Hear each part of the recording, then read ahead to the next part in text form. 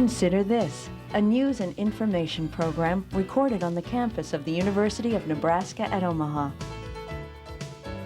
From the Fireside Lounge in the Milo Bales Student Center, here is your host, Carol Schrader.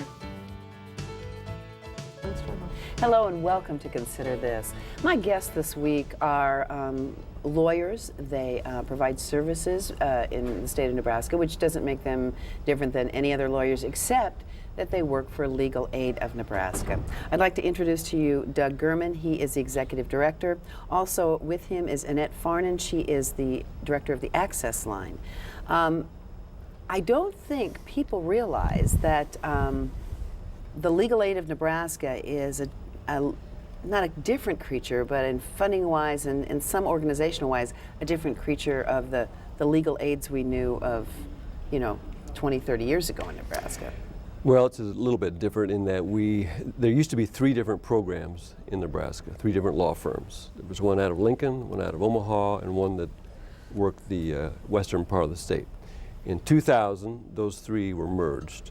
So now we are one statewide law firm with 7 different offices across the state. Now you go all the way out to Scottsbluff. Scottsbluff, North Platte, Grand Island, Norfolk, Lincoln, Omaha, and Bancroft. That was one of my agenda items to make you spiel off all those. But you really cover the state. The reason they're here today is because I don't think people understand how many people could not get along without your services because you are a unique animal. Well, here's one of my agenda items on this program is to bring across the fact that we're the law firm for 1/8 of the population of this state. Now, you need to explain that. Well, 225,000 people or more qualify for our services. And to qualify for our services, in general, you have to have an income that's at or below 125% of the federal guideline. To put that in context, if you're a single individual, you have to be making about $11,500 or less in that area. If you're a family of 4, about $24,500 more or less in that area.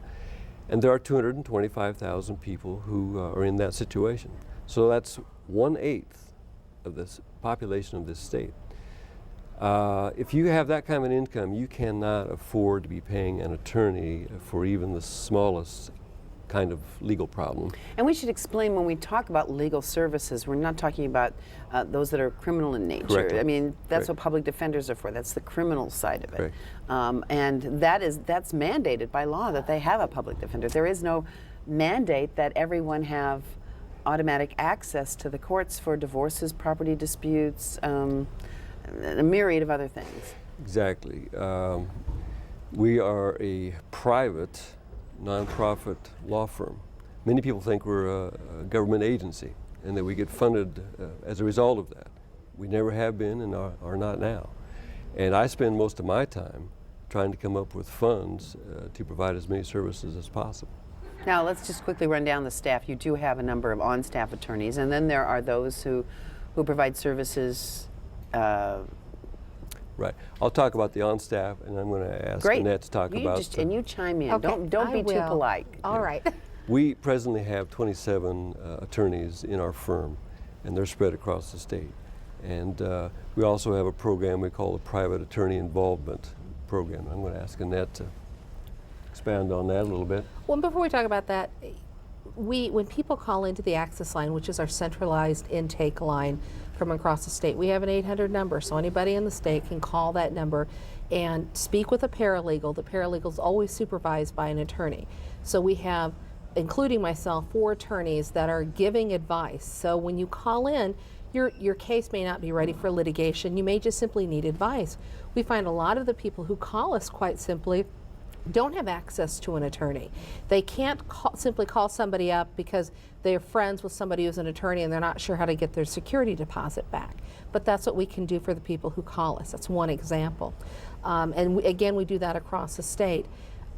The part of the state that we don't service by our on-staff attorneys, as Doug said, we service with our private attorney involvement. What we do is contract with local attorneys in the area to do the cases that fall within our priorities. We do that for a couple of different reasons. One is just practically speaking, it doesn't make sense that we would have somebody in a local office drive 2 hours to get to a courthouse. I mean, Nebraska's a big state. Another reason it makes so much sense is because by doing that, we hope that we put that person, our client, in contact with a local attorney, and they develop some type of a relationship so that in the future when they need an attorney, they have an attorney that they know and that they have a relationship with that will be accessible to them, and maybe they won't need us to broker that deal. You know, there are really two stories here. One is a great story, and one is a tragic story. The great story is that Nebraska is doing a wonderful job of providing the kind of services we're just talking about here compared to many states. There are a number of providers who are doing everything they can to get as many resources as they can and use them effectively and efficiently. There's Legal Aid of Nebraska. There's the Nebraska State Bar Association Volunteer Lawyer Project. There's the Creighton Law School Legal Clinic. Mm-hmm. There's the Nebraska Appleseed Foundation. There's the University of Nebraska College of Law Legal Clinic. Every one of those organizations are very good organizations doing a wonderful job of doing everything they can with the limited resources they have. But the tragic story is that out of that 225,000 people, only between 20 and 25% are getting served. The rest are simply going without. And so as a society, we're breaching a promise that we made to each other a long time ago. We said, lay down the pitchforks, lay down the muskets, don't settle things in the street. We'll give you access to the court system, and you'll have attorneys. Well, this group that's not getting served, that promise is not being kept. And there's some dire consequences for us as a community as a result. Well, before we talk about the consequences, and we won't let that go astray, let's talk about some of the kinds of things, and maybe your attorney, so you have, you keep things close to your vest about your clients. But in generality, if you could give some of the types of cases and the types of people, if you start to paint a picture. Sure. Yeah. I'll tell a story, and then I know Annette's got a couple of good ones. Recently, we had an attorney out of our Bancroft office, Sherry Everlith, who worked with a veteran of the Vietnam War. The veteran came out disabled, was unable, partly because of the disability, to assist himself very well. He tried to get the benefits from the Veterans Administration that he had a right to. The disability benefits? Yeah, and was unable to do so. Every application was turned down, on and on. In years passed, this person finally spiraled down to where they were picking up cans along the highway, okay? So that person finally finds their way to our office, and we get the benefits that that person has a right to. They're back on their feet, they're back with their family, they're back self-sufficient. And that's the kind of story that we have in our firm week after week. And I know Annette's got a couple she can share. We do all sorts of law. You know, one of the major areas we hit on are family law, and family law is many different things. It's, of course, the divorce people think of, but a lot of times our clients are victims of domestic abuse. So it's not a simple divorce. It's a matter of not only trying to divorce that individual, but also helping them break the cycle of abuse, tying them in with other support agencies. We have some wonderful partners across the state, and we do what we can to tie those victims in with advocates or somebody so that they don't feel like they have to go back to the abuser. We have cases where we have parents that call because they're fearful that if they let their child go on a visitation, their child will be in danger. And these are things that we don't take lightly. These are people who are calling and they say, I don't want to let my child go on a visit because the mother's now living with a registered sex offender. I would take that seriously. Exactly. So these are not cases, and in fact, I got to tell you, I go home at night and I can't make this stuff up. That's how true it is and how real and gut-wrenching it is. We had a victim of abuse not long ago who said he killed my dog, and then to drive the point home, he broke the dog's legs. We had another victim of abuse who she said he drugged me up, and when I was drugged up, he pulled out my teeth to be mean. Those are some of the family law types cases we are helping with. I know they sound horrific, but I can't make it up. This is really what we deal with.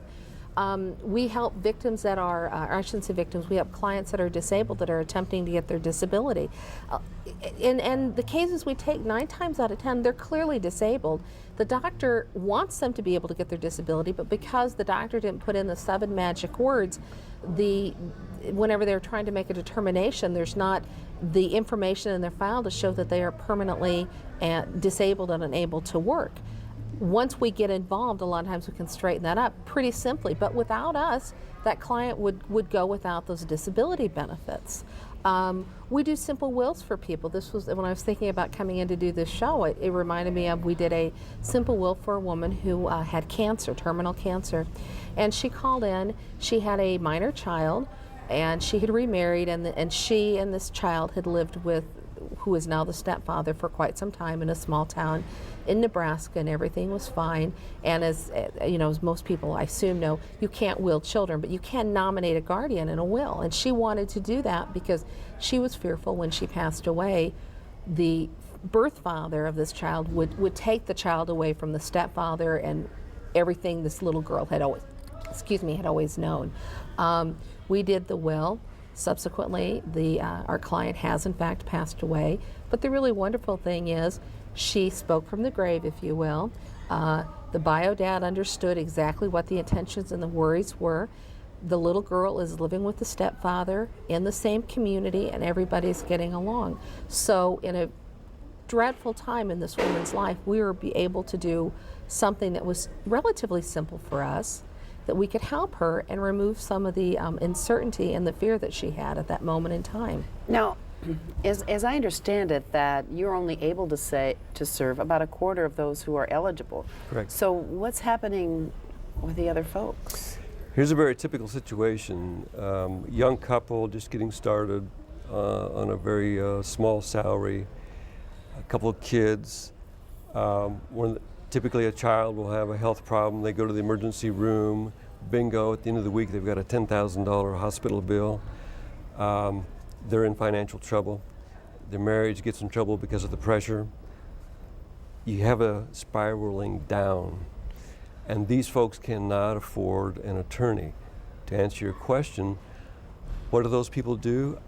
They either live with it, do the best they can with what they know. They can go to these different providers I talked about earlier, but there are some people who simply go without, and they very typically take matters into their own hands, which can be either in a form of violence, literally, or kind of a state of hopelessness. And it takes an attorney oftentimes to start to undo that spiral down and bring it back, resolve the legal issues involved in their situation, get them back on their feet, self-sufficient. Which gets me to another point, which I think is very important. We bring home. That self-sufficiency thing. Yes. The focus of our advocacy is to move people to self-sufficiency. And we feel like we're a part of helping that 1/8 of the population become workforce ready, job ready. We help them if they want to move into micro enterprises, into small businesses. And we are a part of the Nebraska economic engine. That's a surprise to most people. Not because of just what I said, but in addition, we had a study done over at the University of Nebraska at Omaha. That would be this institution. That's right, right here. Oh, in good old River Jerry City. Dykert over And at Jerry did it. Right. And the bottom line is that study shows that for every dollar that Nebraskans invest in Legal Aid of Nebraska, there's a $5 positive economic return to the community. So we're a part of Nebraska's economic engine, in addition to just helping people deal with their individual legal problems. You know, I've sensed over the years that that Nebraskans in particular are very good people, but often there's so many important causes out there and so many nonprofits that do the kinds of things you do in that they kind of save people's mental, physical health, and then allow them to be a little more sufficient or a little more in control of their lives. But people are, not jaded isn't the right word, but it's like everybody wants money and attention and credibility for an organization that is worthwhile, that we tend to, especially when the economy's bad and we're not doing as well and those organizations need money even more. Right. That you almost have to say, to break through the kind of little cocoon we put around ourselves, because we can't give and we can't worry about everybody else all the time because we've got our own problems. You almost need to say that we are helping your economy. You need to give another reason. You need, like, sort of value added, as if your value isn't worthy Right. enough. Right. Because then that puts you up in a realm that maybe people can say, I can handle this because you're doing all of this. Right. I think when somebody donates and supports what we do, they're doing two things. They're helping people out who just have had a bad shake in life, and they're just being fair and helping their neighbor. In addition to that, you are helping your own community, building the economy. So I think we got both things going. Okay, let's imagine that access line, which I assume rings from morning till night, basically. Yes. That, and there's should warn if people ever call, there is occasionally wait because there's so many always a people wait. That want to get in. That's full, and then there's those that don't know about you that aren't calling, and you talk about 75% may be unserved. What are they doing? I mean, they're just not. They're spiraling down. They're doing all this. I mean, are they going to other people? Are they? Well, the unfortunate thing about this kind of a program is that people will see it and learn about us And you're going to get and call. more phone calls. And they're going to be frustrated because we get 50,000 calls a year.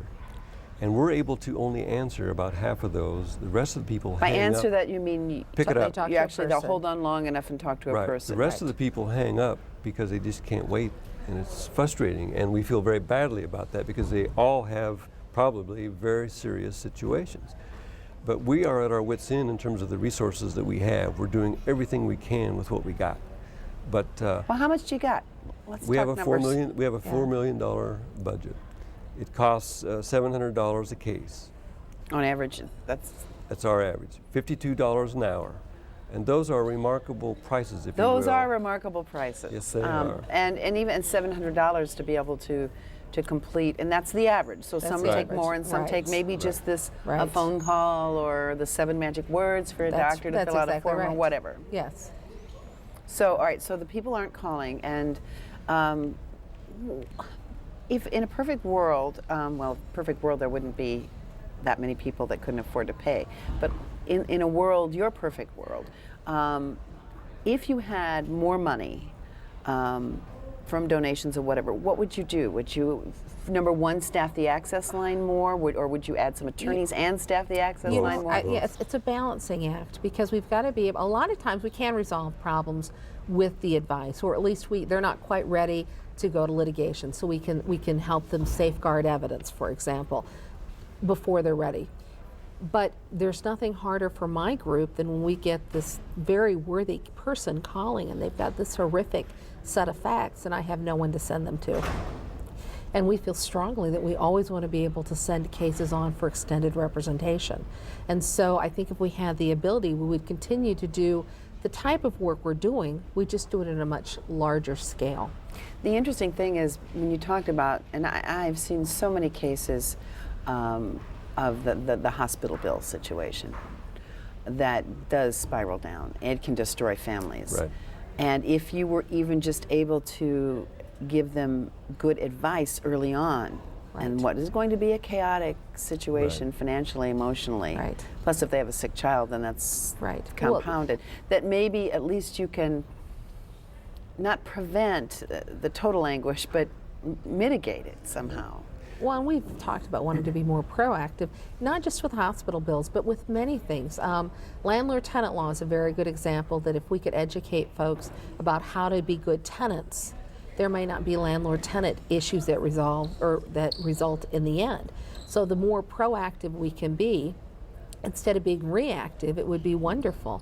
But we don't have the ability to do that to the extent we need to. Or catch them maybe instead of have a problem for 3 months, you could catch them at 1. Right. I mean, just so that things don't get as long or more complicated. Right. Back to the point I thought you were making about how you would try to resolve this dilemma. This is going to take some significant money. I mean, if we had, for example, another $2 or $3 million, we've done some calculations that show that if we had a $6 million or $7 million budget, we would be getting to the heart of the matter. And the only place you're going to get that kind of money is from the legislature. And I think it is a very worthy investment that this state make, because what we're about is strengthening the family and strengthening the community and strengthening the economy. And there's a 5-to-1 return on the investment. Okay, Doug. Getting stuff out of the legislature, worthy things. So you aren't funded by the legislature? Only very indirectly. Okay, very good. Every time somebody files a lawsuit, there is a surcharge on the filing fee. That surcharge goes into a kitty, and then that kitty is divvied up amongst the different legal aid providers, and we get part of that. So we get money like that from the surcharge, but there's no direct dollars coming from the legislature at the present time. But being a lawyer, you know the lawsuits that are going on with the educational equity Right. and all kinds of things, not to mention just some recovering from some couple of bad budget years, that, asking for something new is... Okay, but then this is going to take some education. Think about this. I go back to my Probably point. some prayers and miracles, but go on. We have got this promise that part of our social contract amongst Absolutely. ourselves is that the judicial branch will provide every citizen an opportunity to resolve their issues in a formal way, in a way that's going to be not involving violence and things of that sort. The court system. And right now we've got a 1/8 of the population, maybe more. I actually think there's 1/4 of our people who cannot afford an attorney. I think as a government, unless the private world is ready to step up to the plate, the government's got an obligation to make sure that people have access to the court system. Because if they don't have that access, they're going to lose faith in the system. They're going to turn to other ways to resolve their issues. They're going to start living outside the system. And I think it's also an important point. We talk about what our income guidelines are. I think just above our income guidelines, there are people who can't afford lawyers too. It isn't just a matter of, we're talking about at the very bottom. I think you can go one step above that. We have people who have, families with both families or parents are working. They don't have any extra money. They live from paycheck to paycheck, and it's not uncommon that they would have some type of a legal problem. They have nobody to turn to. We talk about this internally in our firm, and we refer to this group as the GAP group. And they're angry, quite frankly, with good reason, because they don't qualify for free, and they don't have the money to go buy it. They're caught in the middle, and they're angry. And there are figures that show that if that's what you want to call it, the GAP group may be a growing GAP group. I think so, yeah. Yes, and with our economy the way it is, and we do have a responsibility to help folks, if for no other reason, because whenever we get involved with cases, we give good environments, or we help make secure, safe environment for children whenever we resolve a divorce. And hopefully, I think all of our attorneys take a real attitude of, whenever we walk away from this, we still have two parents and they're going to have to co-parent. So we do what we can to foster, as best we can, considering the circumstances, parents that will co-parent these children. And put them in a safe environment and help people find jobs and remove whatever barriers they have to employment. We have an individual, Pat Ford, who works out of the Omaha office on the homeless project. Whenever he meets with somebody, he says, well, what brought you here? How come you're homeless? And what is it going to take so that you can become independent and self-sufficient again? Sometimes it's the littlest things of, I need an ID. I can't go get a job because I don't have an ID and I don't have my Social Security card. It seems incredibly simple, and it can be simple, but they're homeless and they have no money for transportation. They can't run out there and get that. But it seems to me, if you're in Omaha and that happens, that the homeless shelters would know how to direct you to do some of these things. I mean, I'm playing devil's advocate a little, that maybe some other people have to step up to the plate for basic education on landlord tenants. I know the Bar Association has pamphlets, but maybe the media needs to get together to increase some of this public awareness. You can't do every little bit of it. No, you're right. And it would be nice if somebody would take, for example, the landlords on, and the landlords who are the slumlords, and we all know there are slumlords in every community, and somebody to take them on and say, it is not acceptable. It's not acceptable. You're not going to make this person live without electricity or heat or running water or a toilet that won't flush, because I won't live that way, neither should anyone else. And you're right, society has to take up and step forward and be responsible.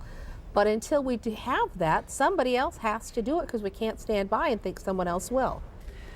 I'm sorry, we just have a couple of minutes left, and I just want to touch on the fact that people think of, you mentioned homeless, I think of Omaha with certain kinds of problems, or Lincoln, or we have situations that arise in rural areas Yes. that Yeah, I'm from Eustis, Nebraska. I was born and raised in that part of the state.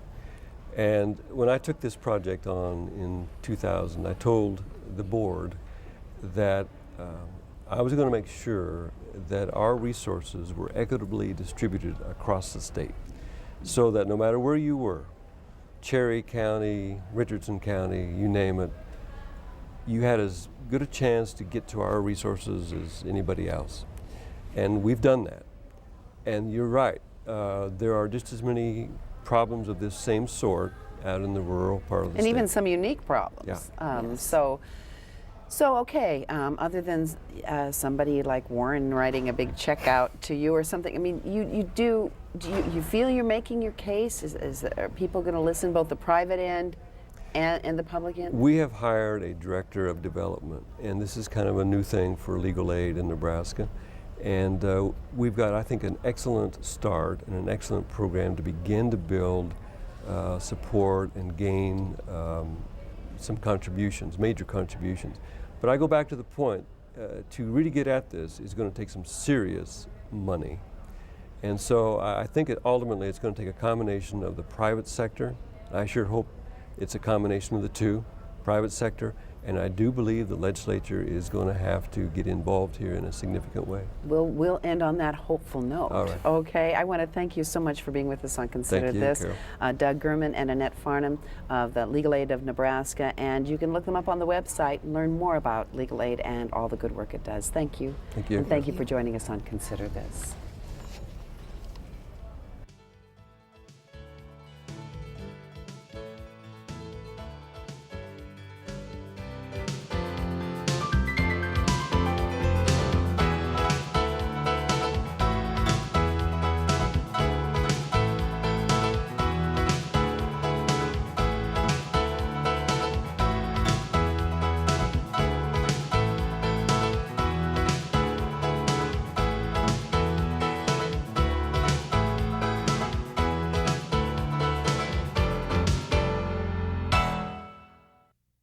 To view this edition of Consider This or past programs, visit our website at unotv.unomaha.edu.